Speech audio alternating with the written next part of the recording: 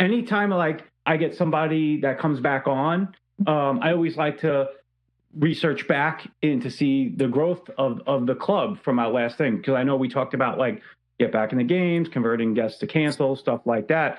And you guys, hats off to you, because I'm going to put some numbers out there. When you first started, and correct me if I'm wrong, because I remember onboarding you guys when you were just like taking over. The previous owner was supposed to sell the members, but we didn't get anything. Like, didn't only like 10 or like 15, 20 people end up staying with you guys? Dude, yeah, it was like nothing. It was like, yeah, legit, probably 10, maybe. I don't even think so. Cause like the first couple months, like we had to come out of pocket to pay the rent. And our rent was pretty cheap as it was. So like, yeah, it was just, yeah, like, so those are probably the first 3 months. And then after that, like we had just enough to kind of like start not using our own money to, keep the business alive. But yeah, it was literally I would probably say like less than 10 that actually stayed. Yeah. I remember because we talked on the phone for a while when you were coming over. So check this out. I don't know if you went into the reports to look at this, but I did. I don't know if you mind. Do you mind me sharing your growth? Because it's actually pretty spectacular what you guys did. First gym ever, going in there, only 10 members. Any future gym owners that may be watching this, these guys bought a gym that was for sale, was promised all the members. 10 to 15 maybe have stayed. So they had to figure it out and grow the club. Do you mind me sharing these? If not, no, go ahead.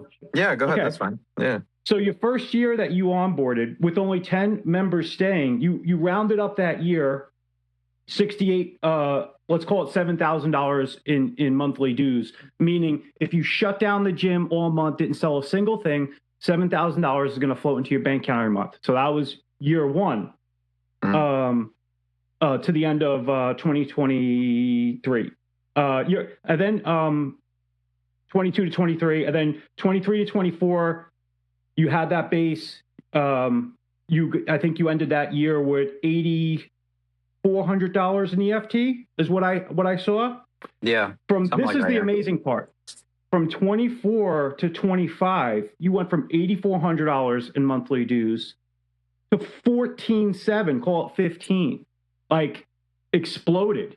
So that's kind of what I want to hear, like what ended up causing that. What did you guys do? Because that is like an explosive growth for an existing gym. It's not even like, did you guys have like a new re-grand opening or something? Like, you mean like for like what, like our third year or like our second year or like? Yeah, because like from like up till today, like right now you're sitting at 15 and that was like almost a 2x growth. So that was, would you say that was like, what would you attribute to that huge growth in 2025? I think the biggest thing is, one, we expanded the beginning of 2025. So we added literally like the whole second space of our gym now, which I can actually kind of show you, like literally. Yeah, give us a little tour before we officially start the Gym Owner Podcast. Let's see. This part, that was the original gym right there. This is what we added on, like the space next door. So got it. And this part is actually now our office. So now everything is here. So our office, we actually have an office space now. Nice. So and this is like the whole other area to the gym now. So it's all here. We have a turf area now, and this is like our leg room. So like the whole leg room is here now. All leg equipment, cardio equipment. We have a posing room in here now too. So it's like more bodybuilding catered. But yeah, so this is like the whole brand new space that we added at the beginning of 2025. And then we made that giant hole in the wall that basically brought both spaces together. So nice. But yeah, it's I think that was the biggest thing, 2025 at the beginning. That's what we did. We basically just opened all that up. And then that kind of helped, I would say in general, more people just come by and see, oh, like it's not just one tiny little room anymore. So, because that's how it all started. It was just started with like the original 3,000 square feet that we had. And it was cool. I mean, it was awesome. I mean, I loved like the original space we started in, but for us to keep growing, like, I think it's just a matter of just expanding. I feel like that's a big thing that smaller gyms have to be aware of is that, like, if you want like your local gym to grow more, like you have to expand, you have to add more stuff. Like you can't. I mean, I'm sure there's boutiques, and of course, like there's personal training boutiques and stuff like that that make good money, right? Like 6 figures or something, just from maybe having more client, or maybe there's a coach that's like really freaking good. But I'd say if your goal is to grow in general, like more of like your gym, your facility, like you definitely need to just have more space, you know, give more amenities and things like that. So I think that's what helped out. So we got to the point like where all of that just hit social media. Like we made videos on it. We did a whole brand new gym tour.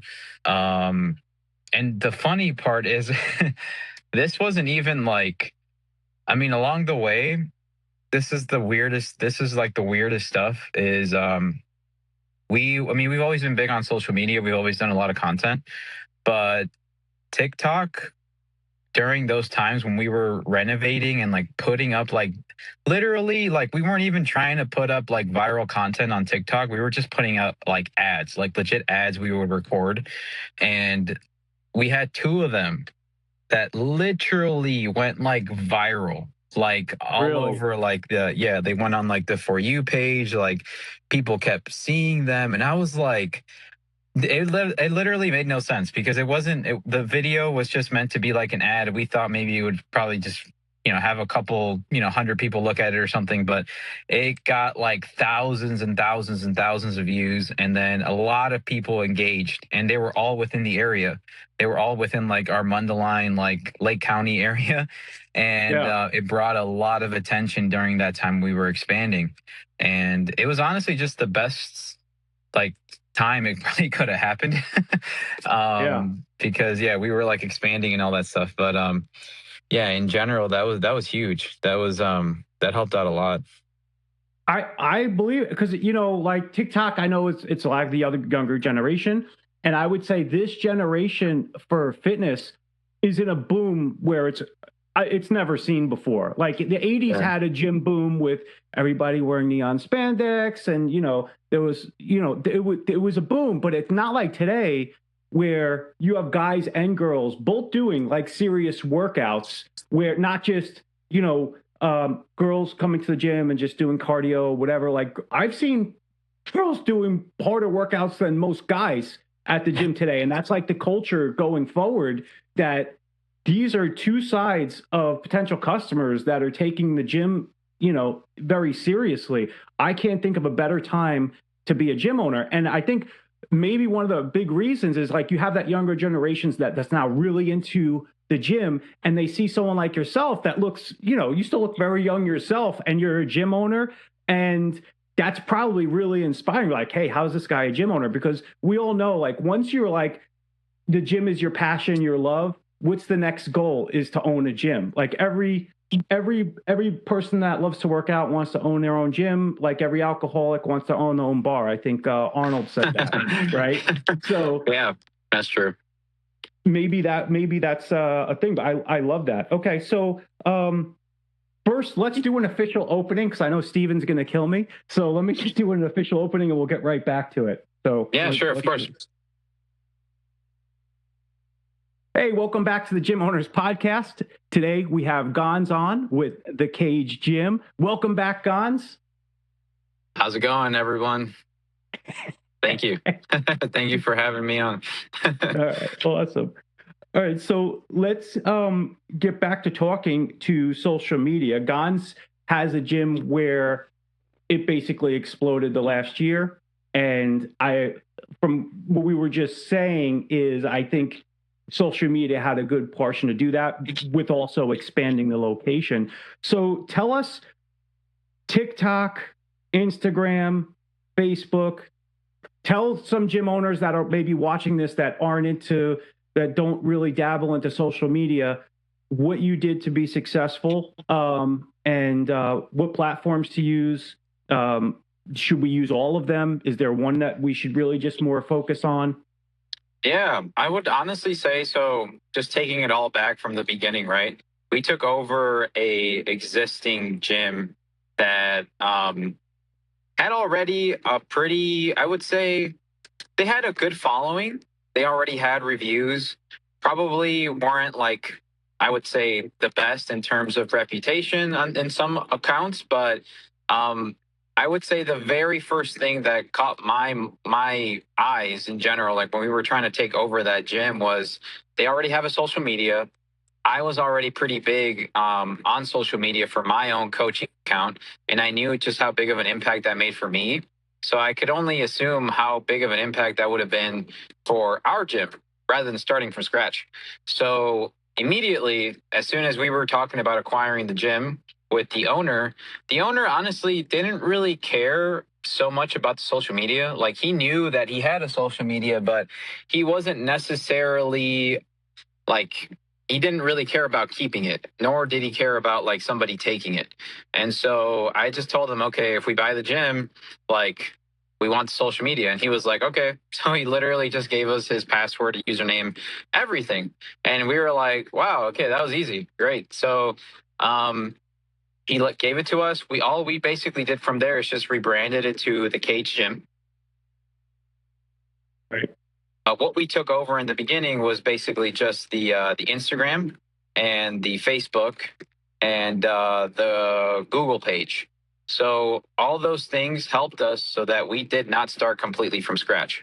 And it honestly helped us out a lot in the beginning because not only did people that were following us start seeing that this was going to be a different gym, because it already had previous followers that had already followed it for the original gym. So now they were kind of tuning in on what we were doing because we were posting a bunch of like uh just initial rehab videos about what we were doing with the gym and just our journey to becoming gym owners. So a lot of them kept seeing like, oh wow, this is really cool. Like I used to go to this gym, and a lot of them would tune in and be like, I want to come back. I want to go see what you guys did, blah blah blah. And so I think that really helped us in the beginning was documenting that and taking advantage of the existing social media that was there because we did not have to start completely from scratch.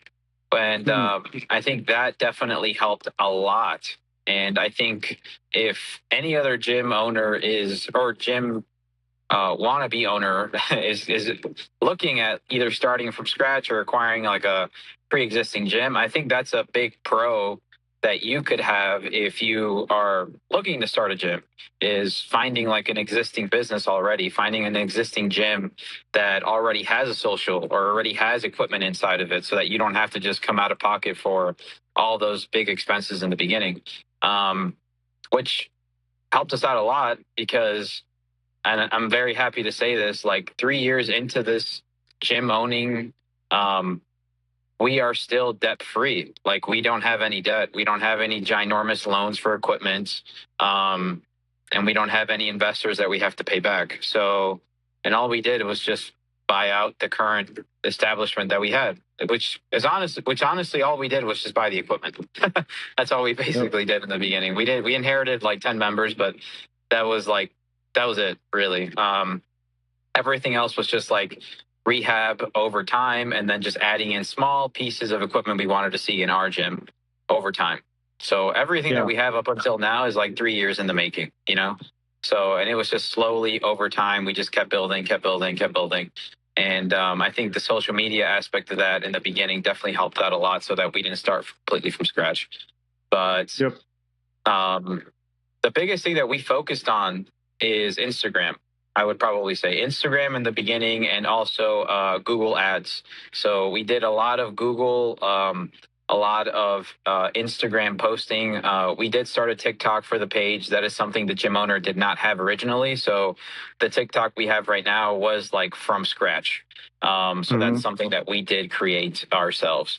But I would probably say our biggest driver in the beginning was the Instagram page because that already had followers on it that were in the area, like locals, and they were just seeing our documentation of our journey of us putting in the work with the gym, us making funny content like cringy videos. So all those things in general helped shape what we were like in the beginning, right? And over time, that's how people hit us up the most. I would say even to this day, people still use our Instagram I would say probably it's like 50-50, like Instagram versus calling. I'd say 50% of the people that still come to us to either buy a membership or to get a day pass, week pass, whatever, are still through social media, through Instagram, literally through Instagram. Got So, it. and then I would say the rest, now that we have a phone number, like they call the business or they Google us, stuff like that. But um, that played a huge role in the beginning. And I'd say like our strategy in the beginning was really just posting our documentation of what we were doing. It wasn't really anything super fancy. It was just something of showing the realness of what it is to have a gym and to own a gym and to do the work to put inside the gym in the beginning, right? And that's all our content was. And then we would just do common trends that were happening. Those were like more of like our cringier, funnier videos. But Well, that's yeah. great. So Well, like don't sell yourself short. People are successful because they're willing to do the things that others aren't willing to do. And you guys hit the ground running when you first started. Only have it starting with 10 members, and my hat goes off to you guys, because I have gym owners that been with us for a real long time, or even gym owners that may not be with us, and just you've had a gym for many years. And it's like, oh, I'm not starting a TikTok. I'm not doing. I think you are leaving out the younger generation is so involved with fitness. You're not touching these these potential customers. So yes, yeah. what would you say, like a gym, like exactly same scenario that you had? Let's say you didn't buy this gym and the owner was here. You have to make content. I don't care if you're only gonna do it on one platform, but you have to make content. I don't care if you're just doing a 1 week a video of showing what this equipment is, how to use it, how it benefits you. There's got to be content that's on there, because that's what drives your Google results. When people type in gyms near me, like you pop up, right? So what would you say to, like, let's say you didn't buy the gym, it was the exact same scenario. This guy had social media, but he didn't. What advice would you to give to that person to start? Like, I know everything there's to do, like what you just said, but like, what advice would you be like, hey, why don't you start out doing X, Y, Z? What would you say? Yeah, honestly, like if we didn't buy the gym and I was just helping out that original gym owner, the biggest thing I'd probably tell him to do is probably just have one of the kids that are already at his gym, because like his gym was filled with a bunch of teenagers, like, and ask them to just record and maybe pay them a little bit or give them a free membership to just have them start posting stuff for the gym. And that's the cool thing about having a gym, is that a lot of the community that you have in the beginning, they love your facility. They love the space. They love the environment. They're willing to do sometimes free work just if you if you give them a couple of protein shakes or give them a free membership or something. And a lot of them will, they'll come up with really good stuff. Like our guys for social media right now that help us, like they're like basically in house. Like they are members of the gym and they're younger than me. So like they just understand the trends. They understand how to make those things like a little bit better, like portraying them on a camera. So that I would say they're pretty savvy with that kind of stuff. And so that's like the first thing that you could do, I feel like, in the beginning, to just get the ball rolling and just get content. I wouldn't focus on perfection. I would just focus on consistency. And if you can get like a reel out every day, even if like there's some days that like they're not as good, it's still going to portray your business like around that area to people that probably have never seen you before. So Sure. and I always like to think of it this way, like every reel is a potential for like $1 million, literally, because you never know what you might post. It might literally blow off and you might be like, why? Because it literally makes no sense. But that's how the algorithm works sometimes. Like sometimes it works within your favor. Sometimes it feels like you're just not doing much. But the biggest thing you can do with that is just about it. Do that reel that hits, right? But most people never they're super inconsistent. They're posting one reel or maybe every other week. So it's like dropping a penny in like the ocean. It's like you can't, nothing's really going to come from that at the end of the day. So I think, yeah, that's probably the biggest thing. It's just consistency, and then hiring somebody, maybe a younger guy that's in your gym to just help you produce the content, and just basically just give them something on the back end too as well, right? So that'd probably be like the biggest thing I would do. Yeah. Yeah. I like the idea of, I think you're going through a dead area. I think I love the idea of what you said. Can you still hear me? Yeah, I can hear you. Okay. I love the idea of what you said, your gym owners making videos, because I would say those would be your best videos since it's not work and they're doing it out of something they love and they love being there and it's their passion. I would put that video up against somebody that's getting paid to do a video because they're getting paid to work. I bet you those get your best results. That thinking about it, it's like they're making a video because they want to make a video. How better, like, how can you compete against somebody making a video because they have to make a video because they're getting paid to?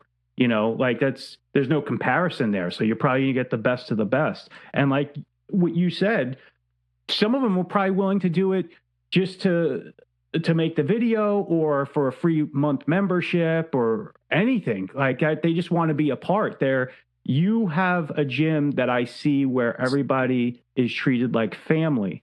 And I think if you have that type of member base, you have people that want to get involved with stuff. So if you're a gym owner that has a member base like that, you should take advantage of it.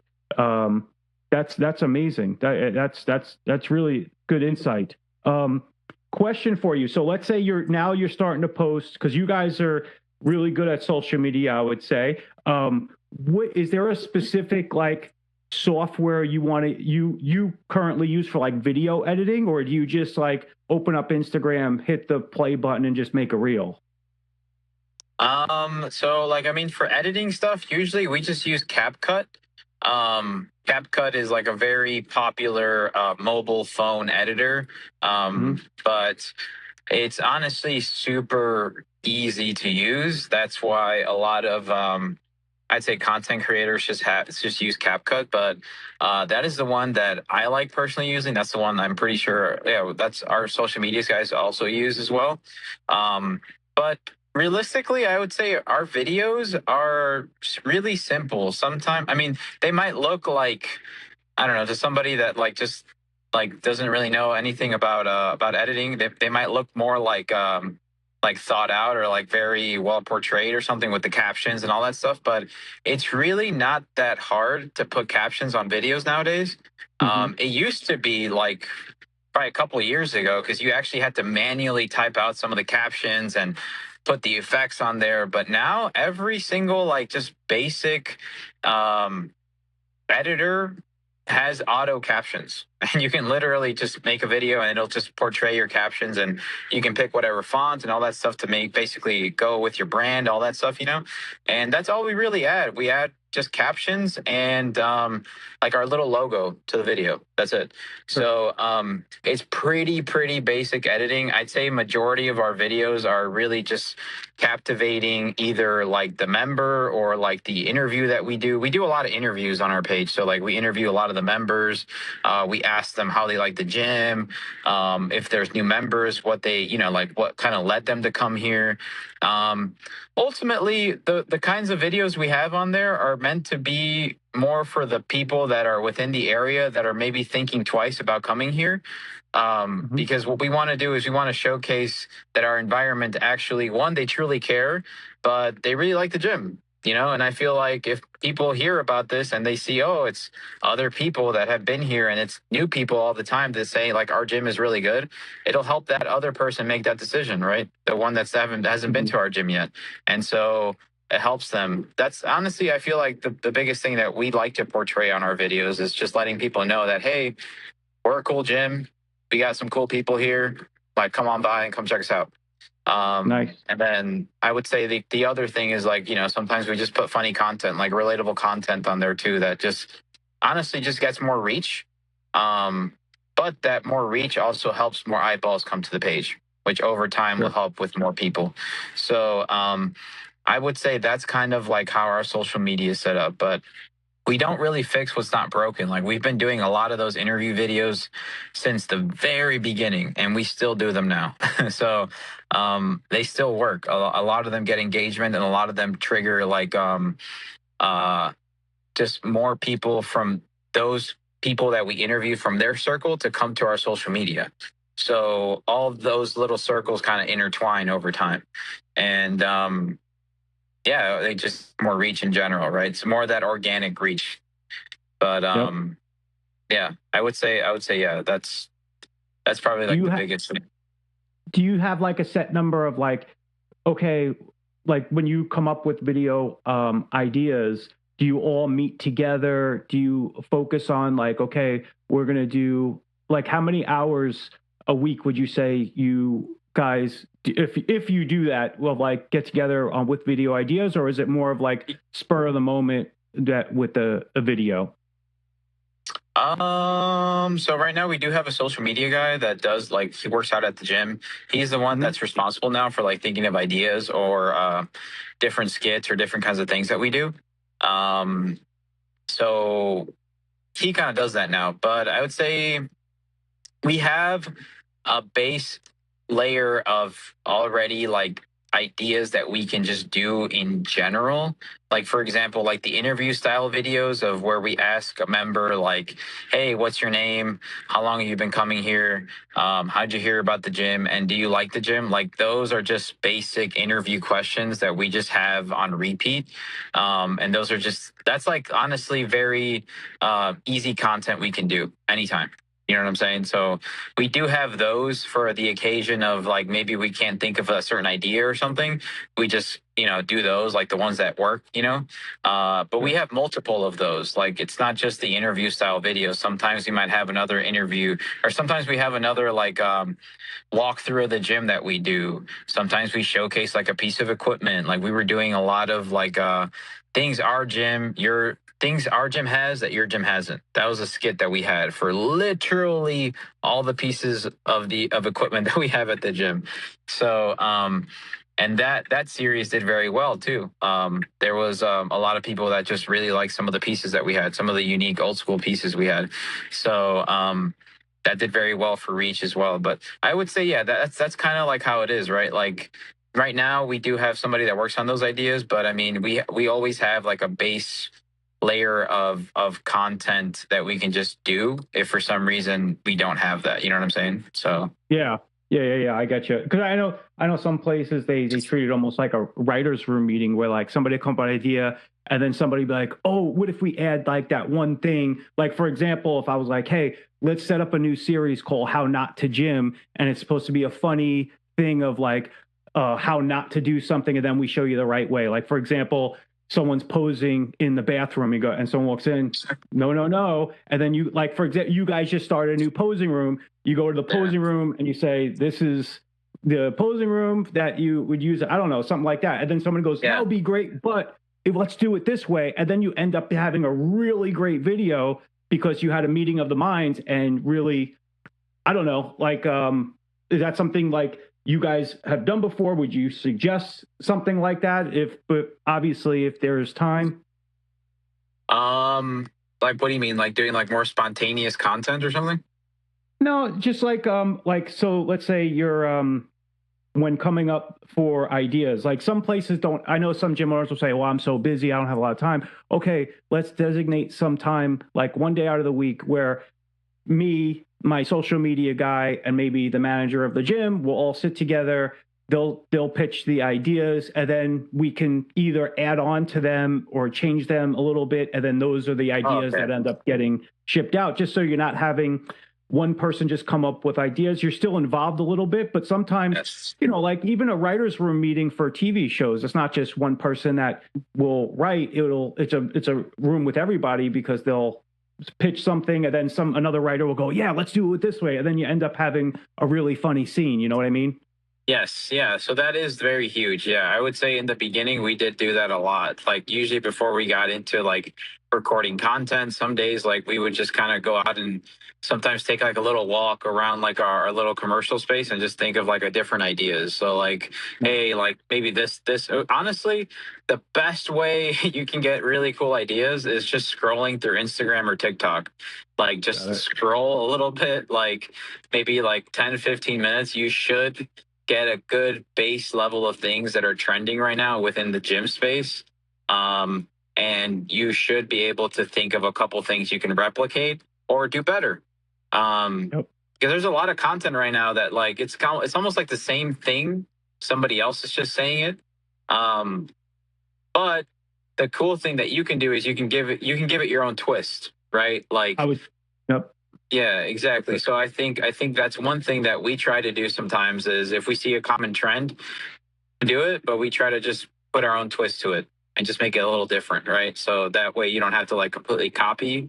But at the end of the day, I mean, like there's I know there's people that just copy content and they also get videos that pop up very well. So it's just a matter. It's like I think it's like a free market here. You know what I mean? Like I'd say you're better off posting it than not doing anything at all, even if it is like slightly copied. Like I think you're still going to get more eyeballs and you're still going to get the ball rolling, right? Because I do know there's a lot of perfectionists that try to like just make everything look really good and they want it to come a certain way. But it's like, but if all that perfection is just helping you do like one video a week, that's not going to, you know what I'm saying? Yeah. So like, I'd much rather just not be as perfect, but I mean, still quality slightly, you know, but it's just, we just get more quantity, right? Like we get better quantity out and we're able to replicate it. So, yeah, at the end of the day, though, it just depends on like what makes content better for you or more fun for you, right? I would say as a business owner, I mean, if you're trying to make money out of it and you're trying to get more people to come to your gym, it's definitely going to be quantity. Like you need quantity. And at some point, as you get, you know, more funds or more people, maybe just increase the quality by just getting better videographers, better editing, you know, things like that. But I'd say in the beginning, like, yeah, just getting your phone up and recording, like, I think that's probably the best content you can do. You know, like most people have, I would say, like pretty decent cameras, right? Like on their like iPhones and stuff. Like that's all you really need in the beginning, I feel like. So, but yeah, it's definitely there's YouTube channels that are millions of subscribers where they was just started with a phone camera, you know? So that's so pretty much focus on the trends because that's what's already at the top of the algorithm right there. But put your own twist on it with whatever business you have or your style. And I don't even take that as copying. That's just like what's popular right now that you see in the trends week after week. You see a new style of video of people saying that like, oh, suspect last seen at whatever. There's like thousands of those videos that I see on there. So there's always different trends every week and you hit the nail on the head, put your own twist on it and pray to the algorithm gods that you get pushed to the For You page, I guess, you know? Yeah, no, yeah, that's the one thing that I guess like, you know, kind of going into that, right? Like, I think the algorithm is just something that is very random. There's a lot of gurus out there that try to like work and tell you what's working. I honestly just, at this point of doing social media for like forever now, I feel like I think it's just a matter of consistency. I think at some point, if you're super consistent with the content you post out, at some point you're going to get something that hits. Once you find that thing that hits for you, you just replicate it and you keep replicating it. And maybe you end up putting your own twist to it, or maybe you add certain things that like a catch line that people know you for now, right? I think that's a very big way people can go viral. That's how most people know somebody from like a viral clip, right? Like they know that that's their tagline or that's what they said that made them go viral and now they're a meme, right? And so I think that's a very big thing. I think if more gyms are trying to go viral, like if you're going to make content, maybe add something like that. Maybe add like some kind of ad lib or some kind of like saying that you always say at the end of your videos or something people know you for. So I think it doesn't necessarily have to be a saying. It could also just be an action that you do in the video. Like it could be like a thumbs up.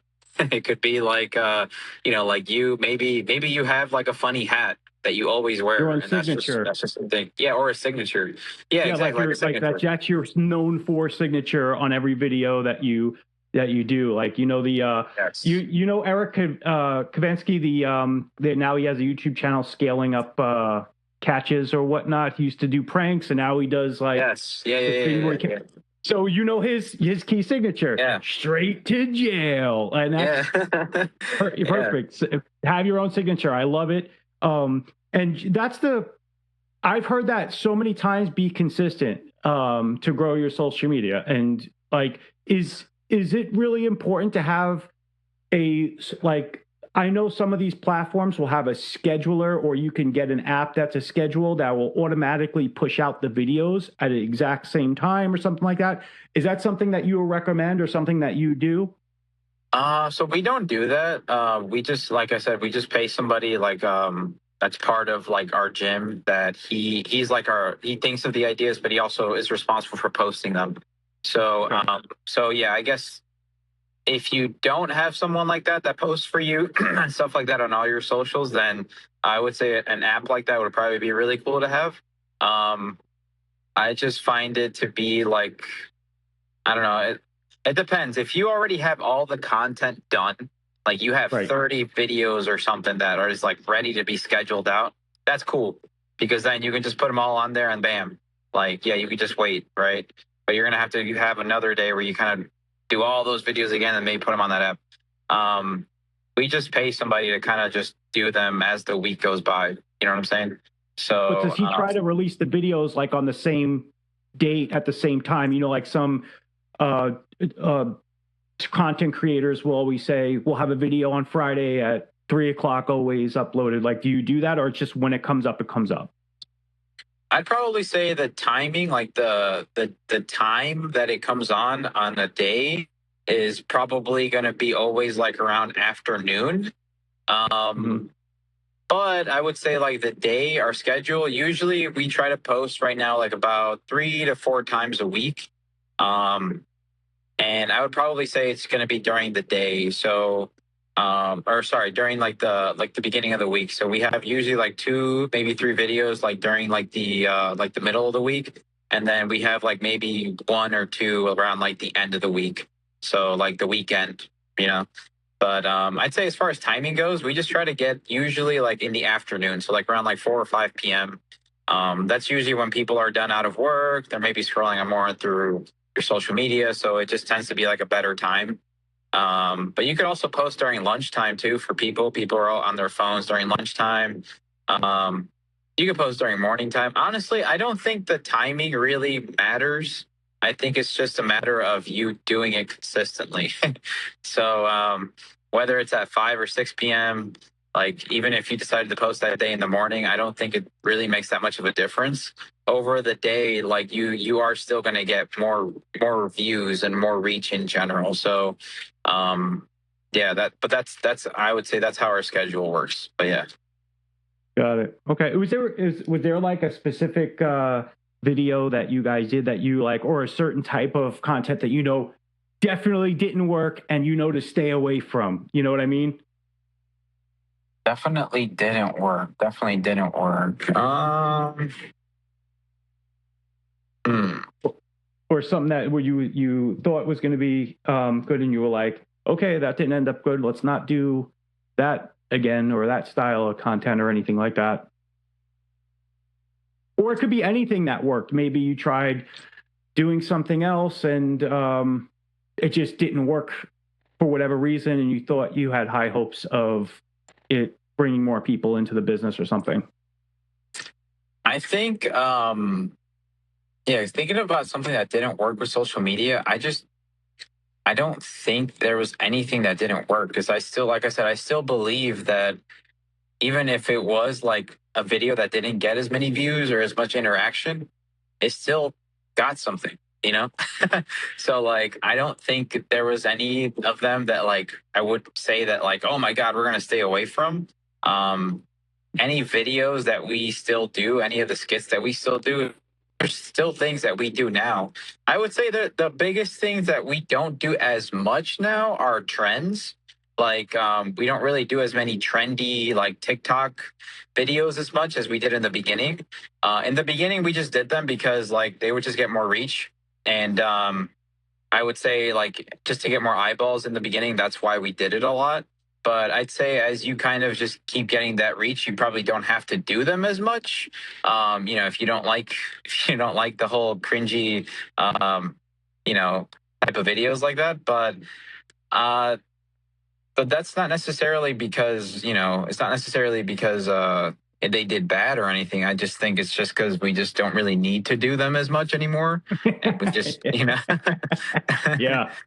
So, but that thing, but I don't think they're bad. I think any type of content you decide to make has a use case. I think in the beginning there is going to be a very big experimentation phase, and you're just going to have to see what works and doesn't. But I don't think that's necessarily bad. You're going to know what's bad depending on how much reach you get, probably sometimes, right? I'd say actually, if there is one thing that you should probably stay away from within gym content is probably just going to be like things that are going to get you like shadow banned. You know, there are some things that the algorithm just does not support, and some of those touchy subjects can literally be things with like nutrition or things with like obesity or fat loss or fat shaming. Sometimes obviously like things like what is it, like pharmaceuticals or like drugs, things like that. Sometimes that, like depending on the kind of subject you're touching on, it might get shadow banned. But that's just, or swearing. You know, if you're like Right. sometimes swearing way too much or something like that might also just flag you, and you might not get as many views on something. But most of those, like you should see pretty early on. Like you're gonna see, okay, this video literally got like 2 views. So Wow. if you get videos like that, then yeah, you're definitely something in that video triggered something within the algorithm that caused you to just get shadow banned for that video. Now, that doesn't necessarily mean that that video did not work. You could also try reposting it at a later time, and then you could see if the algo flags it again or not. So you can repost old content. That is one thing that I've learned is you can repost old videos that did really good, and they'll probably get really good reach again. Same thing with really bad videos. If you post them again and they do really bad, I mean, it's pretty consistent, I would say. The algorithm is consistent in the sense that it likes what it likes. So if you know there's something that you did that did really good, try to do it again later on, or repost the same exact video with like a different caption another time, and it'll probably do good again. Well, perfect case, like, YouTube tried to do their own version of Reels. It's called, Shorts. And you have a whole library of all these Instagram Reels that you've had from years back. Why not upload some videos that could stay relevant today and get more views? I don't see any issue with that either. Yeah, I think that was huge. I think that's another thing that we did is like we basically also used our other platforms like TikTok, Facebook, YouTube, Shorts, and we would just repost all our old videos. That's all we did. So like, and the cool thing is that you'll start to see this too is that what did good on one social media algorithm will probably do as good on another social media algorithm. So all these algorithms are basically the same to a degree. And if anything, if something did really good for you on Instagram, more times likely than not, it'll probably do 10 times as good on TikTok. TikTok, wow. You're just able to get like way more views, way more interaction. Like views on TikTok are very easy to get as long as you understand their algorithm. And if you probably did something that did really good on Instagram, you'll probably get way more views on TikTok by just reposting the same video. You just kind of have to be smart with reposting similar videos sometimes because you are going to see sometimes that some of the like recent videos or like newer videos, like sometimes they might not do as good if you post them like back to back. You might have to wait like a day or two to like post them. So, because sometimes like they might flag it if you try to post them like at the same exact time, and you might not just get as many views. So I'd always wait to like post them maybe like a day in advance or something like that. But Yeah, that is one thing I've seen is that if you do have a video that did really good, you could just post it on all the other platforms and they'll probably do just as good and you'll probably get more reach. Um, but yeah. What are your thoughts on, like, this is like a, I wouldn't say controversial, but like everybody's either one way or the other on this. As a gym owner, what are your thoughts on members like filming their own content in your gym? I know some gym owners love it because they'll put signs all over the gym. So this, at least there, if that, let's say that person has 50,000 followers, they know that that person's working out at the Kage Gym, and you're getting free promotion that way. But what's your thoughts on letting members film their own workouts at the gym? I honestly think it's really helpful. I think that we cater to those people. We actually have tripods at our gym. Like we rent them out from like our front office. So I would say we're pretty pro social media. Um, but I also say that like we don't have, I mean, we have people that record, we have people that use them, but most of them are just kind of using it to like, because we have a posing room. So they kind of Mm-hmm. just go in there and then they just take pictures of their physique and stuff. But I would say we don't have like a ton of crazy like content producers. Mm-hmm. So I think it's never been really a huge issue for us, but I would say we're pretty supportive in that sense still. Like if somebody wants to use a tripod to record their set or whatever, we haven't really seen too many issues with it. So I would say for us, we're still pretty pro about it. I think it definitely drives the needle forward with just having them expose the gym more and like tagging the gym and I think all that kind of goes hand in hand with just increasing more exposure into the gym, right? So I do think that it is a plus. But I have heard from other gym owners in our area that are, they have tons of social media influencers at their gym and their whole gym is like just full of tripods everywhere, which I can see how that would get kind of, you know, annoying if you're just someone there that just wants to lift. Yeah. So I mean, I have seen it before when I've traveled to other gyms too. And so I can't see how that can be kind of annoying and just kind of in the way of other members and maybe cause complaints and stuff like that. So I do understand that, right? If you are our gym that has a ton of them, like maybe you should have some rules maybe set aside for, maybe certain hours where people can record or things like that, right? But I'd say in general, for us, I'd say we're still pretty pro about it just because we haven't really seen too many issues from it. So, but yeah. Yeah. And you're a 24/7 gym, so you have that ability. Like, I like what you just said. I get it. Somebody just wants to go to the gym and lift. But if you're a 24/7 gym, just say, hey, we're pro. We just want you to, like, on prime time when everyone's getting off work, we would like it if you could designate, if you're going to come do content creation, please come at a time where the gym isn't as busy because we're not a 20,000 square foot facility. It's 24/7. So if you want nobody in your video, come at 1 a.m. and video all you want after 6 o'clock or something like that. Just try not to end up on a Joey Swole video, whatever. No, exactly. Or maybe if you think all publicity is good, but I definitely do. I mean, those Joey Swole videos, I mean, as much as like the guy is, like portraying like very good gym culture and everything and all about that, like you're still driving publicity to that person, whoever it is that you Yep. tag. And the guy has millions of followers. So even people that maybe might not necessarily agree with what happened in that video, they're still following that other person he tagged. They're still going to get views. They're still going to get eyeballs. Maybe sometimes for not the right reasons, but at the end of the day, like you're still getting views from it, So like, and not only And at that, the but end, you have the opportunity to show that this is a good gym. We kick that person out.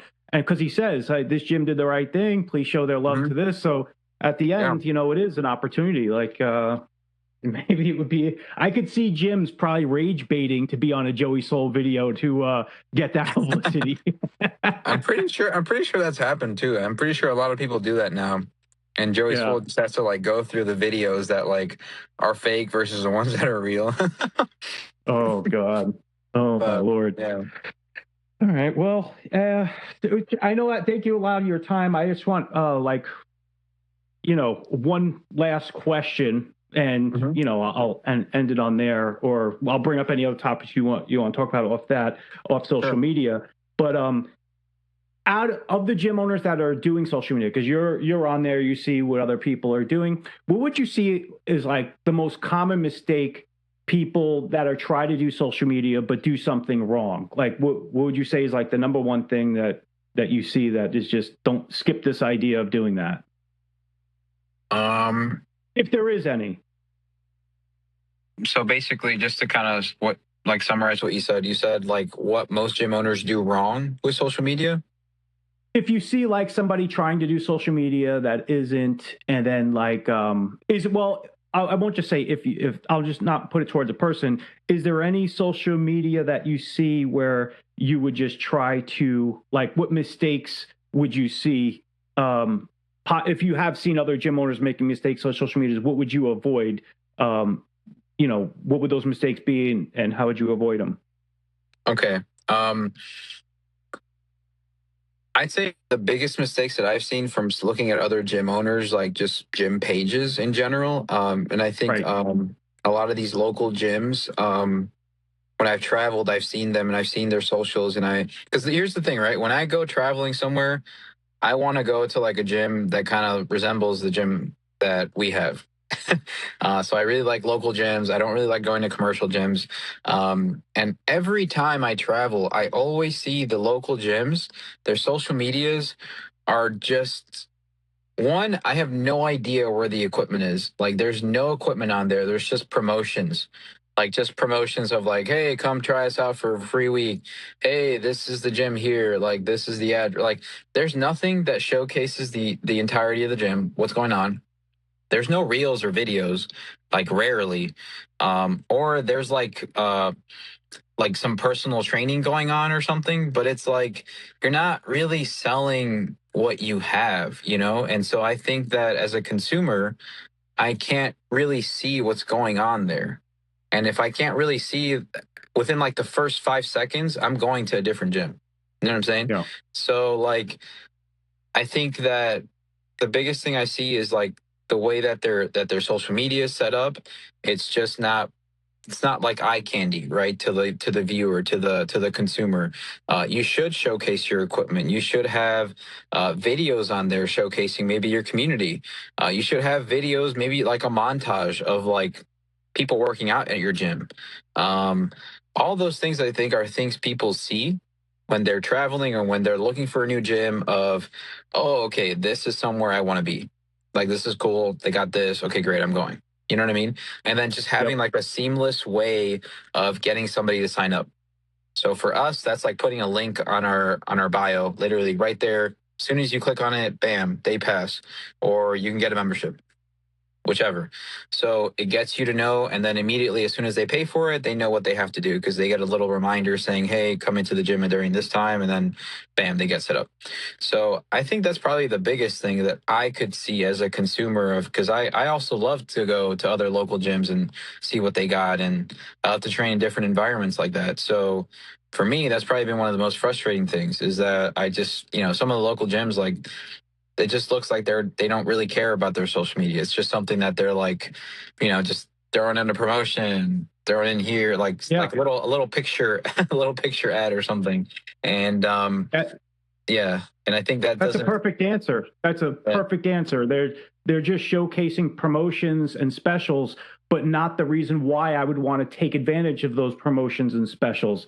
They're not showing the value of what you get. Like any transaction, I don't care if it's a gym or anything, if you're going to ask somebody to buy something, I'm not giving up my money unless I see there's value of me handing over my legal tender to get this. If there's no perceived value, why am I going to give you my money?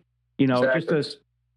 That was perfect answer. And I also love that you're always checking out other gyms. You should always be doing that. I don't care how long you've been in business, especially the owners that have been in here 20 years. Times change, and you have to see that you may walk into a gym and see something going crazy and be like, wow, I should put one of that in my gym. You're not going to get these ideas if you don't travel around and go into other gyms and check them out. Yep. That's something I love to do. But I mean, I love going to the gym in general. So whenever I go travel or do anything, um, that is something I love checking out what other gyms are in the area. And I always go to local gyms, and that is one huge thing that I do is I always see what they have.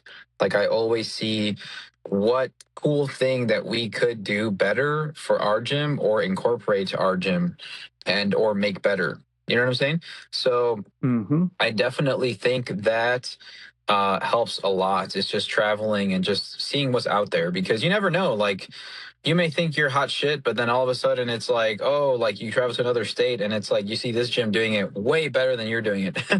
And then there's Yep. a reason why, right? There's a reason why. It's because their systems or the things that they have in place are just working better, right? And so I think a lot of that has to set a fire in just kind of like in your ass just to kind of like get going, you know, like, okay, I need to do this better. I need to do this. And, you know, it's social media is hard in that aspect, right? And I understand why some of these like older school gyms, older school owners probably don't pay attention to my social media because they didn't grow up in it, you know, they didn't like see it as something beneficial or they just didn't see it like just boom out of nowhere and now they're just kind of behind, right? But that's the thing about business is that it just you can't be ignorant to this kind of stuff. You just kind of have to start doing, or else you go out of business. And that's what I see a lot of local gyms kind of going through, right? And just it's literally just those small things. And I'm very happy that we were able to be in a position where we were young, where we are young, and actually have the things that we know and apply them to almost like this new age business. Um, in like our old school demographic. So we are like an old school gym, but like we apply the new age tactics to kind of Get the bring new the business customers, the together. younger generation. Exactly. And I think that's why it's worked so well is just we just understand it a little bit better. I think that's about it. I can't say I'm an expert by any means, or like, you know, we can't say we're experts at any means. We just know that the consistency of doing it will ultimately make us better. That's it. Yeah. And that's how we Well, go you know the into it every difference day. of doing it and have seen the value of doing it rather than if you're not doing social media, the only way you're going to get people into your gym is the sign on the side of your building if you're not online, you know? And you're missing out on so many potential customers if that's only way that you're doing business. You better be right next to a Walmart because you're not that's the only way you're going to get sales of that foot traffic that come over, but that's not good anymore. You need to have a website, you have to have a Facebook, you have to have Instagram, you need to because this new generation doesn't even like to call people anymore. So Yeah. going from because it's all about guests. How do you get your guests, turning that guest to an appointment or having them come to the facility, and then it goes from coming to facility. What do you do on your tour to show the value of your club? And then closing the account. And if you can't do that in person, the only other way to do it is online, which it used to be a very small number. It used to be 5% of your sales were online sales. Now it's double digits and some. There's some people that don't even have employees at their location anymore, and it's only online sales. So if you're going to have online sales, boy, that process better be fast and swift because your gym, you have pro gym people that go there, but you know sometimes there's people that just like, oh, it's January, I need to go to a gym to possibly sign up. And those people, I say it time and time again, a lot of those people will look for any excuse not to sign up to feel good about not signing up. So is there any like we talked about social media, but how when somebody walks through your door, maybe real briefly before we end this, talk about your meet and greet. Do you give a tour of the facility? Go through your process. Now you've got the person from social media. They came to check out your club. Take it off. Yeah. So typically what we do is as soon as they come into the club, we greet them. Hey, how's it going? You know, how'd you hear about the gym? What's your name? All that stuff. Just kind of get to see what they're looking for. And then after that, we would take him immediately through the club. So we just show him the front entrance, show him through like our leg room, our posing room, everything. We just highlight literally everything that we have.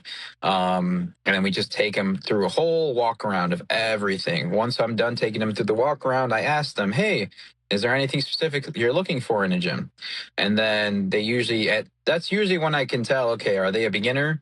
Are they somebody that just is looking for one specific thing, right? That's like maybe more of like a pro, um, or maybe they're just like maybe they're just looking for training. You know what I mean? So I can gather all of that by just asking them that one question. It's just, what are you looking for in the gym? Um, as soon as they tell me, I'm like, oh, okay, awesome. So, you're basically looking for this, blah, blah, blah. I kind of go into, okay, this is probably something you could do. And I also ask them, like, hey, is today the day that you're going to work out? Like, are you going to work out today? If they say yes, I'm like, great. Like, what are you training? And then if they tell me chest, back, whatever, I tell them my favorite piece that I like. And I basically just kind of tell them, hey, look, this is a back machine. This will help you trigger your inner back. You'll feel it. Try to really feel it with these handles. And man, they're off to the races. They love it. You know what I'm saying? So I think that alone really sets people up to just like get excited for what they're about to do, for being inducted inside the gym. And then we always like to give them like little like free day passes for like to give out to like their friends or like their family. We have stickers at the front desk too of like the panda. We give them stickers because they like them. And then I think adding all to that, it really increases like the lifetime value of that client, right? Or like the member, like they just, that initial first reaction, that response that you get of making them feel like community, a friend, like they love that, and they'll remember that, and then they'll tell their other friends about it, and then they'll come back. So I do think that that's something that we've helped, that we've developed really well over the years. It's just getting that initial person, doesn't matter who they are, getting them to really understand the community that we have here, Nice. And then just showing them everything that we have. Well, why I like doing what you just said is because as soon as somebody comes in, they see salesperson, and then by doing what you just did, hey, this is my favorite machine, this is how it's going to work here, you immediately switch from salesperson to like, oh, this person's really passionate about here, and he's teaching me something that I possibly didn't know. And no longer are they value showing you as a salesperson. People listen to people that are passionate about something, or that are teachers that are teaching something. So I love that you do that. That probably makes the biggest difference in the world, you doing that. Thank you. Yeah, no, that's something I always try to highlight, and I always try to tell the guys too, our front desk workers, to just because they lift too. All our front desk workers, they use the gym, they lift, like, and so I try to tell them like do the same exact thing, like literally just whatever thing that you're passionate about doing, because all of them love to lift, like show them that as they come through the door, show them the things that you do, talk about what they do, right? Like talk about the things that make them happy about going to the gym. And I think all those things are very good ways to just kick off conversation, kick off more rapport. And a lot of them end up like feeling like, like family, like friends, like there's somebody that like, shoot, like they almost feel like they found their place, right? And I do think that's something huge, is the community aspect. And I think that's something we've done very well, is just encapsulating that community aspect. But yeah, I would say that's going to be the biggest thing. Another big reason why a local gym stays in business is just having an environment and a community that is just about something, right? I think that's what makes your membership base strong. So I think we've done a good job at doing it that way. Well, you also hit the mark on the head where you said this person may need training, whereas I could guarantee you 9 times out of 10, if somebody goes to the gym, that person that's working at the gym isn't going to even try to sell them training. They're just more worried about, oh, I hope this person buys a membership, where that's not may always be the case. A simple question of, what was the last gym you were a member of? Oh, I've been a member of 6 different gyms. Well, obviously this person's been a member of 6 different gyms for years, and he's still at that same point with a goal that he hasn't gotten to. Immediately my mind would go, okay, on this tour, I'm going to start talking about training and the benefits of that. So this way we can get him to the results he's been finally looking for in the least amount of time possible. love that you do that because nobody does that anymore. What would you say your like out of 10 people that walk into the gym, how many would you say that you end up getting hooked on or getting to do training? Honestly, it depends. Because like I said, our demographic usually is younger. So I would probably say the younger guys, there's probably not that many, just because a lot of them are just looking for a gym or just start working out with their friends. But I would say the like 30 and up crowd that we are That's the starting gold this. standard, my friend. 3 out of Yeah. 10 memberships. If you know your stuff, if 3 out of 10 membership have CPT attached to the new membership sales unit, so you're right on the mark. So I definitely do think that was like for more of those members, like they definitely come into it within that mindset. Like they're more looking at like understanding how to do it.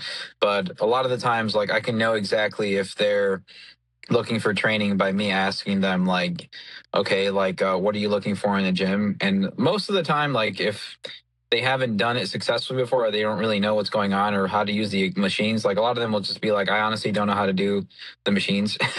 So or if they come out basically just telling you like, hey, I'm pretty much new at this.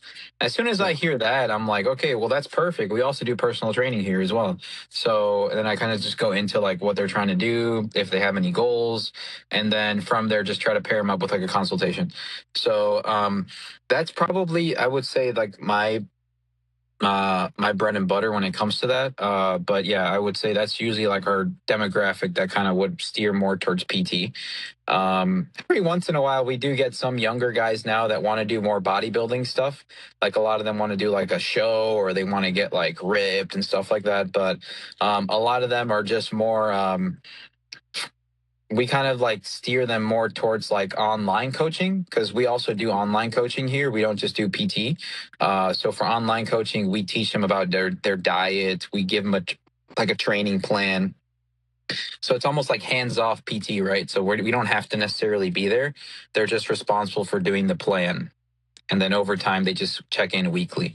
So that is another, like, I guess, source of revenue that we have done now with like the trainers that we have here. We teach them how to be online coaches too. So that also helps out a lot too as well. But Sure. yeah. Mm-hmm. Okay. Awesome. And that also, if you're an online coach, like you better know social media. That's literally, you're an online coach. You better get those people that get results. Make sure you get those before pictures. So this way you could show them that you're signing up with you works. But yeah, absolutely. Do you guys take advantage of that? I think last time I showed you the new member usage report where it shows like everybody that has signed up in the past 30 days, and it'll categorize them from green, yellow, red. Green means they're using the gym. You don't have to bother them. But anybody that's red or yellow basically hasn't even came to the gym since sign up. And these are people to try to set them up with orientations.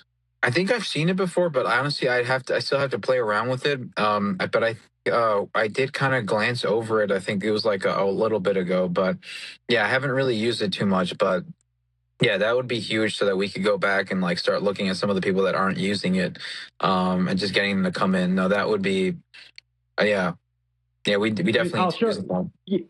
I'll show you when we end it. It's basically, like the global search bar at the top, just type in new member usage report. And this pretty much, it's a cheat sheet for anybody that does personal training there, because I know all the gyms that I used to work out, a lot of the trainers be like, oh, I don't want to bother people while they're working out. I don't like, I don't want to be that type of trainer. Well, great.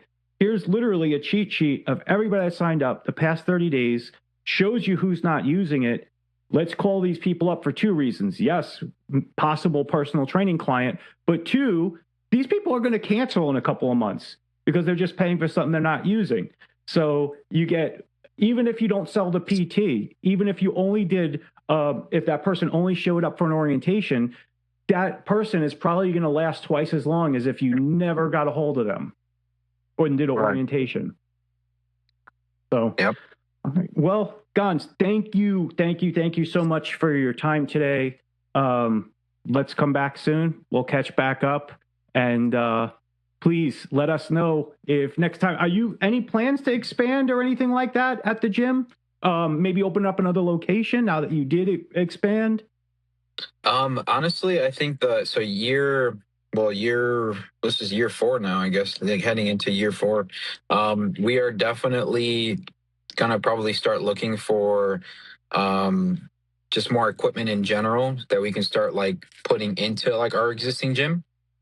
Um, Basically like upgrading some stuff, and then also adding in just more like I would say like prime tier equipment, right? Because over the years we've done a lot of old school stuff, and now just recently we just have more funds basically to just put more towards really nicer equipment, which we've wanted for a while.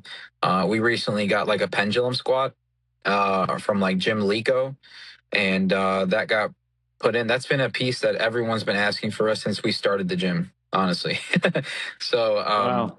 I honestly, it's a freaking awesome piece, and I'm super happy we were able to finally have it in the gym. Um, but yeah, we're gonna be looking at more like plate loaded stuff that we could get from like better brands and stuff.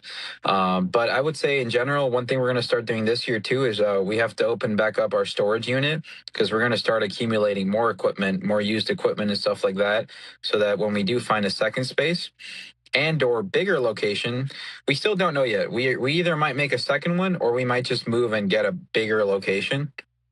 Um, so it's just, but at the end of the day, like regardless, the plan stays the same. We're going to start accumulating more equipment that we can put in a storage unit, so that when it does come time to either move or get a second location, we have equipment, and all we have Right to do there. now is just put it in there.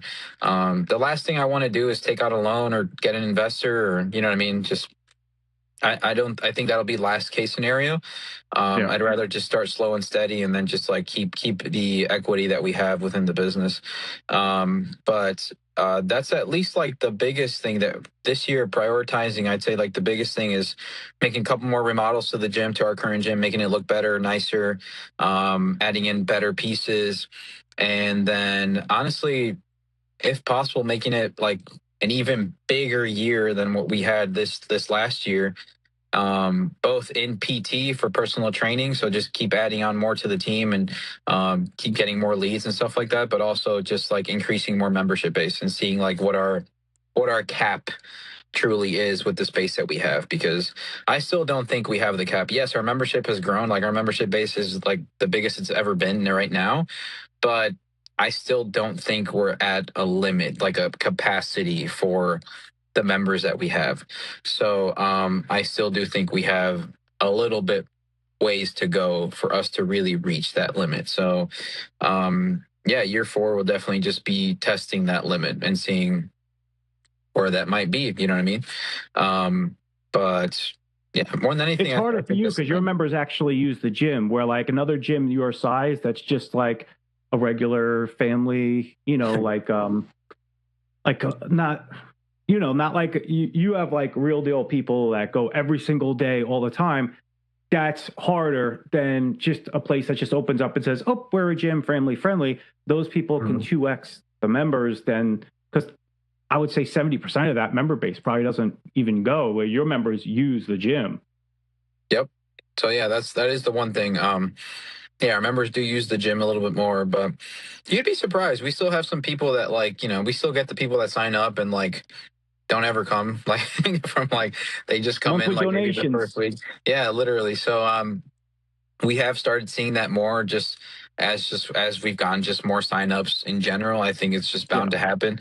But I will say, like, yeah, I'd say our regulars stay our regulars, and then like more of them become more regulars if they have more time. But yeah, I definitely do think that. But like I said, I still think we have a good ways to grow before we reach like a limit to the square footage that we have. So, but Well, you mentioned you're going to get a storage facility to put new equipment and update the equipment.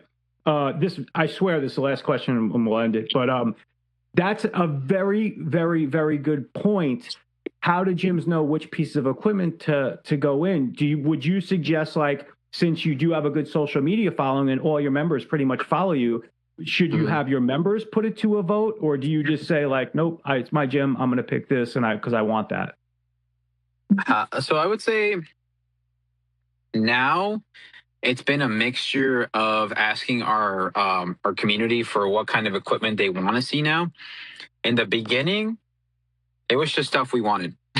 Yeah. It was just stuff me and Omar wanted to like just play around with in the gym, and just stuff that we wanted to have. And I would say we picked pretty good stuff. I mean, we come from like bodybuilding esque background in terms of training and working out. Like that's the stuff we like. And so a lot of the old school equipment we inherited was awesome, but we just wanted more. Like we wanted more. And I'd say like when we first started accumulating equipment, we found like a really good supplier in the area, and we would use Facebook Marketplace all the time. You'd be surprised how many pieces are on Facebook Marketplace that people just get rid of that are like worth like thousands, but they're like literally like just they just sell them for like a couple $100 sometimes, you know, or sometimes like just for pennies on a dollar, right? And that's how we accumulated a lot of our equipment, is just from those like sales from Facebook Marketplace, OfferUp, and then sometimes our resellers in the area that just buy like liquidated equipment, and we just buy them for same thing, like a pretty good price. So that's how we've accumulated. I would say for the second location or for the upgrade, we'll probably still buy like the same things that we've been getting. It'll just be, I would say, probably just like a little bit more of the same stuff. Honestly, I don't think we're gonna like change up most of the stuff, because our design, I think, works. I think our equipment, even though some of the stuff is like more old school, people still use it. People still love it. They love the way it feels. And a lot of like the younger demographic people that we've been able to attract to the gym, like they also love it. And they're using machines that are like from the freaking 80s, you know, and like 90s. And they love it. They love the way it feels, you know. So I That think old that's chain driven stuff is like sought after right now. The old school stuff. that is what that's I've seen that. Now some of these like used equipment dealers, like they sell them for like 5 or 6 grand or something for like just one machine. I'm like, Jesus Christ. Um, but yeah, so you might have to just get savvy about buying some of those. But I'd say on Facebook Marketplace, like sometimes like people just want to get rid of stuff, and so they'll sell them for super cheap. So that's what we're probably going to do again, and we're just going to scour Marketplace and also OfferUp and some liquidated sellers and just start accumulating slowly. But yeah, I would say for the new gym, it doesn't matter like where we decide to go, even if it is a second location or if it is like a bigger gym. We're just gonna obviously we're probably gonna need two of each now, so we're probably just gonna start getting the same things that we have. Just make sure that it's like two now, and then probably in over time too as well. Just get just more fancier, nicer equipment that we also want to use too. So, but yeah, I don't know. I think if you have a passion for training, for bodybuilding, or for whatever you want your gym to be, if you're just a regular gym goer, I think you know the things that you like in the gym. And so I think other people also probably like the same things that go to the gym. No, you're right, 100%. Our last one, it was very small gym, but I was like, we need to fit 3 cable crosses in here. I hate coming to the gym on Monday and waiting 45 minutes to an hour to get on the cable crosses.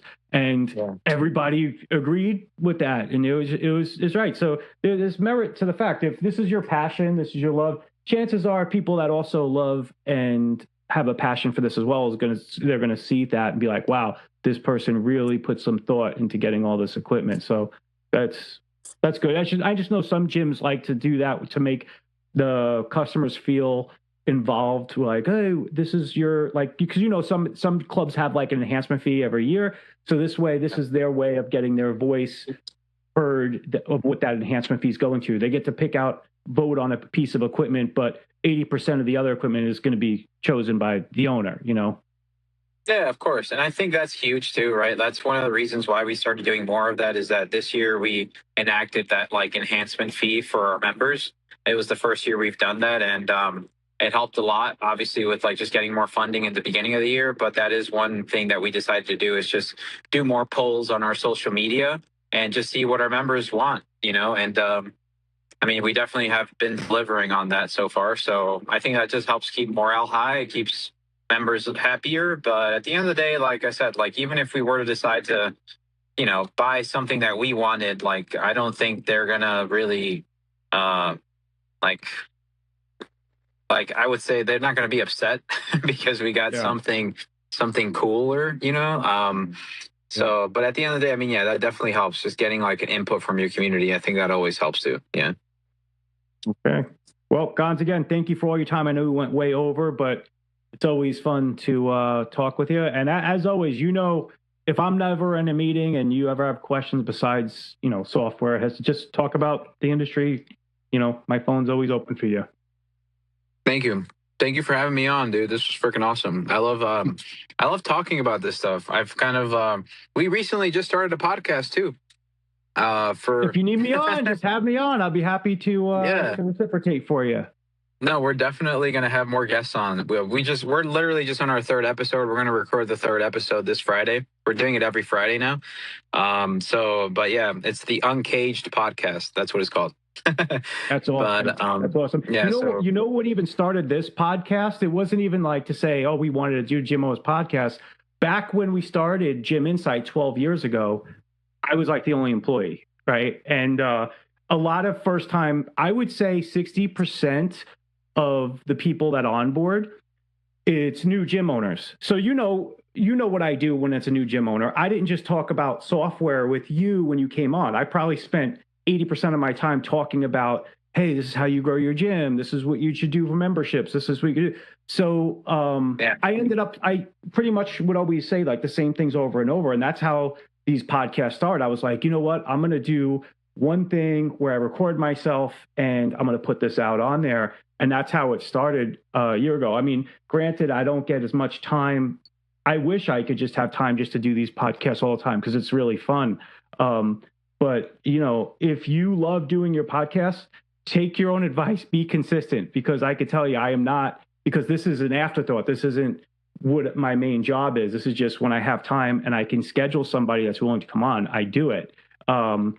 But yeah, keep doing them. Are you going to set yours up like once a week, once a month? Like, what's your plans for yours? We're doing it every Friday. Every Friday morning, we just get in the in our office inside the gym, and we just record. It's me and Omar, and right now, like the first episode is really just about us talking about who we are, who I am, who Omar is, what the Kage Gym is, and then the second episode was us breaking down on how to be a gym owner. So like how to start a gym, basically. Nice. So that was the topic we went into. This third episode, we're probably going to talk more about bodybuilding. So we're going to talk more about bodybuilding, like a starter guide to like get into bodybuilding. Like, how do you get into bodybuilding? Since I feel like that's like, it's a big thing nowadays that I feel like a lot of kids too, like in like the younger generation are just getting into it just because of social media. So we kind of want to like appeal to that demographic as well. And that's passionate about talking about. So we love talking about training, nutrition, like the bodybuilding-esque lifestyle. So I feel like that's what the third episode is going to be. And then we're going to have guests on probably like sometime during like the next couple episodes too. But we're probably going to do a lot more like Q&As to like people asking us questions in general and us just answering them on the podcast too, you know. But we're kind of figuring it out as we go, you know? Yeah. Well, it could always end up even turning into like a day in the life of like, you know, like some people will have just follow them around all day at work or whatnot. And there's like stuff that comes up. This is stuff that you deal with. Customers come in, if that may have like a really good story on how he started and where he ended up. Like it's open book of what you can do there. Yeah, that's one thing we definitely are going to be doing more of is just like doing interviews with our community. Like some of the members that have been with us since we started, because we want to hear like their point of views from like the beginning of the story. Also to like the crazy freaking stories that we have about like the beginning of the gym and what the old gym was. Cause there's a whole backstory with what the old gym used to be. And it gets pretty raunchy, honestly. So like, there's a lot of different like details and things like that just, there's a lot of drama and stuff like that. So I feel like I want to like uncover that. And I want it to just be just like an unfiltered like podcast where we can just interview and people can just speak their mind, you know, and get like the whole lore of like everything and how it started. That'd be really cool to showcase. So that's awesome. I'll be tuning in, dude. I'll be tuning in. Well, thank you again for coming back on, and we'll, you know, let me know if you ever need a guest on yours, let me know. And I'm sure I'll be reaching out to you guys again, maybe to a year after your podcast, how it's changed the business. That sounds like a new Gym Owners podcast going on. So I hope your podcast blows up tremendously, man. Thank you so much. I appreciate it. Thank you. Yours as well. Thank you so much. Thanks, brother. Talk to you soon. All right. See you later. Have a good day.